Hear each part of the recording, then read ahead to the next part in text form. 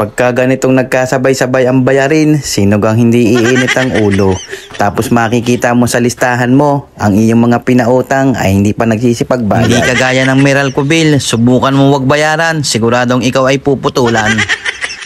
Bago nga pala ako magsimulang mag-vlog, gusto ko muna magpasalamat sa inyo dahil 4,000 followers na tayo. At maraming salamat din sa isang malaking content creator na si Kulasa. Ako'y kanyang pinalo. Ako'y sadyang natutuwa kasi kahit ako'y maliit na content creator, ako'y kanyang napansin. Maraming salamat din dito sa aming ahente at saka sa kasama niyang painante na kapag nagte-text kami, agad silang dumadating para deliveran kami ng mga tubig at soft drinks. Sadyang malaking bagay sa amin yan kasi hindi na namin yan hahakutin dun sa grocery. Marami-rami rin akong in-order kasi alam ko na ang mamimili ay dadagsa. Kaya sa mga puntong iyan, nararamdaman ko na malaki ang aking babayaran. Kaya yung may mga utang sa akin, alam mo na ang gagawin. At ako iyon ang bayaran. Sabi ko nga pala kay Kuya Alex na kapag ako'y magbibideo, huwag silang tatawa.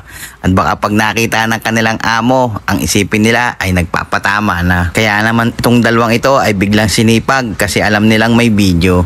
Kaya naman dali-dali na lang kinamada yan ng papaganyan. At sa mga puntungang iyan, bigla silang sinipag kasi alam nilang may camera. Ngayong wala na ang bagyong Karina, sinisigurado ko ang aking soft drinks na diniliver ay siguradong mabebenta ng mabilisan. Bali ang aking binayaran ay humigit kumulang at yun ay aking pang inutang. Ako naman ay sadyang magaling magbayad, hindi kagaya ng iba na kung hindi mo singilin ay hindi ka nila babayaran. Aba, ay pasensya ka na kung ikaw ay tatamaan, hindi naman ikaw ang tinutukoy ko eh. Pero kung ikaw ngayon ay bahala ka na. Ay sadyang hindi naman masama talagang umutang. Ang nakakasama nga lang yan ay kung uutang ka ay iyo din naman babayaran sa takdang panahon. Nang nakwenta na nga ang aking in-order, agad naman sumingit itong bunso ko na ubod ng ganda.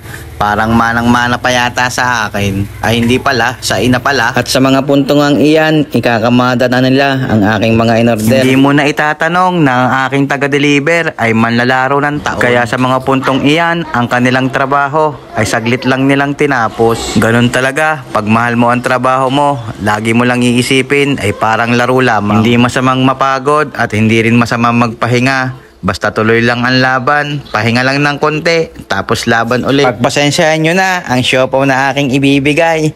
Mas maigi na rin, meron kayong pantawid gutom sa inyong paglalakbay. Natapos na silang magkamada ng aking in-order, kaya itong aking anak naman na kinder, hatid ko naman sa eskwelahan. Alam ko na tinapos mo ang video mula una hanggang dulo.